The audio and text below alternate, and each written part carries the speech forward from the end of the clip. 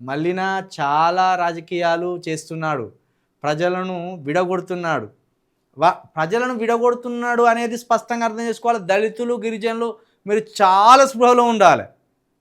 అంటే ఓసీలు ఎందుకు ఉండద్దు అంటే ఓసీలు ఆల్రెడీ స్పృహలో ఉన్నారు కాబట్టి వాళ్ళు అధికారంలో ఉన్నారు. వీడు బీసీ నినాదమని ఎత్తుకున్నాడు.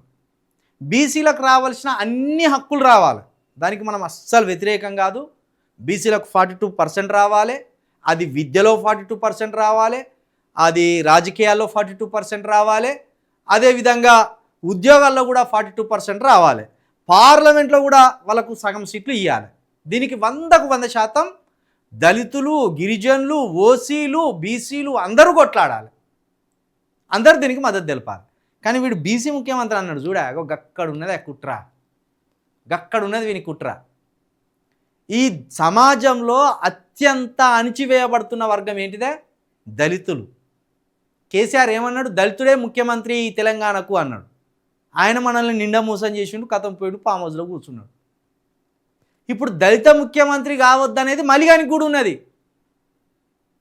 కేసీఆర్కు ఎంత దళిత ముఖ్యమంత్రి కావద్దని ఉన్నదో అంతకు 100 రెట్లు మల్లిగానికి ఉన్నది. దళితుడు ముఖ్యమంత్రి కావడం ఏందిరా? దళితుడు ముఖ్యమంత్రి కావడం ఏంది? దళితుడు సర్పంచ్ అయితేనే ఓర్చుకోం మనం, దళితుడు ముఖ్యమంత్రి అవడం ఏందిరా అనేది ఇప్పుడు వీడు నూరు పోసుకుంటూ వస్తాడు. బీసీలకు చెప్తానట చాలామందికి, దళితులు ముఖ్యమంత్రి కాకుండా మనం అడ్డుకోవాల్సిందే అని మల్లిగాడు చెప్తాడట. కాబట్టి బీసీలు ముఖ్యమంత్రి అయితే సంతోషమే కాండి, కానీ మల్లిగాడు దళితులను ముఖ్యమంత్రి కావద్దామని అడ్డుకోవడానికే పార్టీ పెట్టిండు. దళితులు ముఖ్యమంత్రి కావద్దని అడ్డుకోవడానికే పార్టీ పెట్టిండు.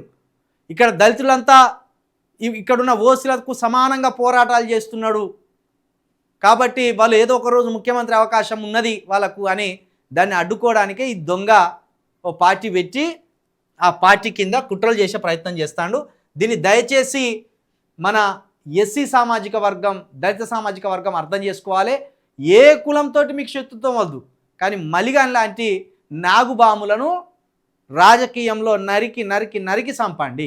రాజకీయంలో అది ఖచ్చితంగా ఇవ్వండి. ఎందుకంటే వాడు అత్యంత దళిత వ్యతిరేకి. వాళ్ళు దళితులు భుజాల మీద మోసి వాడిని శాసన మండలిలో కూర్చోబెడితే వాడు మనల మీద కుట్రలు చేస్తాడు.